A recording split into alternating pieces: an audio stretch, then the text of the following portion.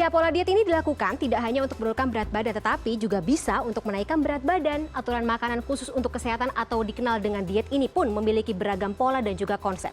Nah, setiap konsep ini harus disesuaikan dengan kondisi dan juga kebutuhan tubuh karena kita beda-beda ya. Lalu apa saja sih sebenarnya pola diet yang sempat populer di Indonesia? Banyak sekali. Berikut data yang sudah dihimpun oleh tim Litbang CNN Indonesia dari berbagai sumber.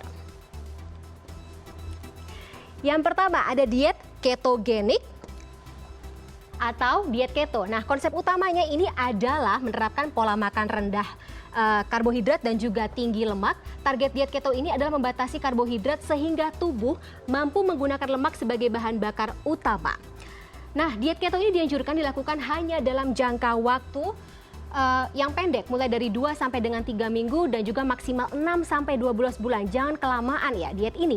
Awalnya diperkenalkan oleh seorang dokter anak asal Michigan, Amerika Serikat untuk pengobatan epilepsi pada anak tahun 1920-an. Nah, apa saja yang boleh dikonsumsi? Pertama, kita bisa mengkonsumsi lemak dan juga protein alami seperti daging ayam, sapi, ikan, bebek, telur, kacang-kacangan, sayuran hijau, dan juga buah-buahan. Tapi pilihan sayur dan buah juga yang harus yang rendah karbohidrat. Misalnya, buah-buahan terbatas hanya pada alpukat, kemudian berbagai macam berry seperti strawberry, raspberry, dan juga blackberry. Nah, semua jenis minuman atau makanan dengan gula pun juga dihindari. Nggak boleh ini ya. Namun ada efek samping yang biasa dirasakan oleh para pengguna diet keto ini berupa keto flu, seperti tubuh terasa lemas, kemudian juga gelisah, susah tidur atau insomnia, kemudian juga konsentrasi menurun, bahkan terjadi ruam pada kulit atau keto rash. Kemudian pola atau jenis diet lain yang juga digunakan oleh warga Indonesia adalah diet mayo. Ini juga sempat populer di kalangan selebriti atau public figure Indonesia. Konsepnya adalah menghindari garam dan juga karbohidrat. Susah sekali. Dan juga menerapkan piramida mayo yang mengerucut terdiri dari 5 tingkatan. Ini minimal 4 porsi sayur, kemudian 3 porsi buah, dan juga melakukan aktivitas fisik di tingkatan bawahnya. Lalu di atasnya ada 3,5 porsi karbohidrat, 3 porsi protein, dan juga olahan susu atau dairy. Lalu urutan atasnya lagi adalah lemak dengan porsi yang lebih sedikit. Nah, jumlah kalori yang kita konsumsi dari diet yang berasal dari Amerika Serikat ini dibatasi antara 1.200 sampai dengan 2.000 kilokalori, tergantung jenis kelamin dan juga berat badan masing-masing. Catatan pentingnya, menghindari makanan atau minuman rendah kalori dan juga mengandung garam. Nah, dampaknya, sejumlah ahli menilai pola diet ini bisa berpotensi meningkatkan gula darah atau lemak darah ya. Sementara jadi seseorang dengan diabetes diharapkan harus berkonsultasi ke dokter dulu sebelum menerapkan pola diet ini. Nah, kita punya ada jenis diet ketiga yang sering dikonsumsi oleh orang Indonesia. Ini namanya intermittent fasting. Ini kita juga pernah mengetahui bahwa kadang-kadang ini disebut dengan namanya OCD. Pada dasarnya dalam pola ini dibebaskan konsumsi apapun. Cuma harus dimakan atau yang paling penting adalah mengatur waktu makannya. Ada jendela makan kalau kita tahu ya.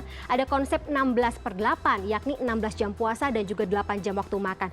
Jadi boleh makan dari jam 2 siang sampai jam 10 malam dan sisanya puasa. Ada pula konsep eat stop atau eat stop eat, yakni tidak konsumsi makanan apapun selama 24 jam lalu besoknya boleh makan. Nah, ini dilakukan hanya dalam beberapa hari per minggu.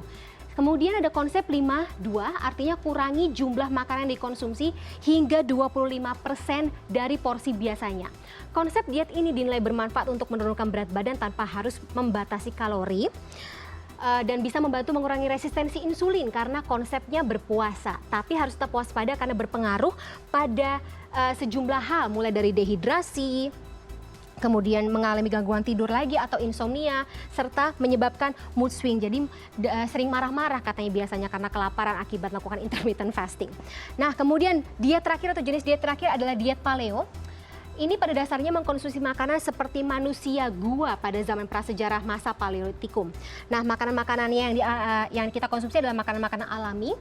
Hindari makanan yang berproses atau diproses dan juga dalam kemasan.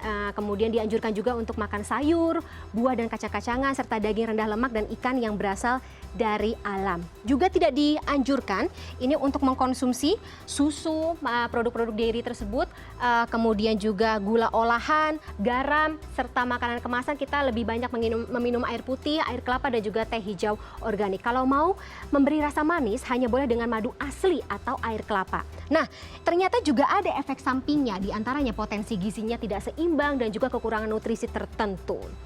Nah, beragam diet ini yang ada ini harus tentunya disesuaikan dengan kondisi tubuh dan juga kebutuhan nutrisi tiap orang. Masing-masing dari kita berbeda-beda ya, terlebih di masa pandemi COVID-19 saat ini, di mana gizi seimbang itu dibutuhkan untuk memastikan imunitas tetap terjaga.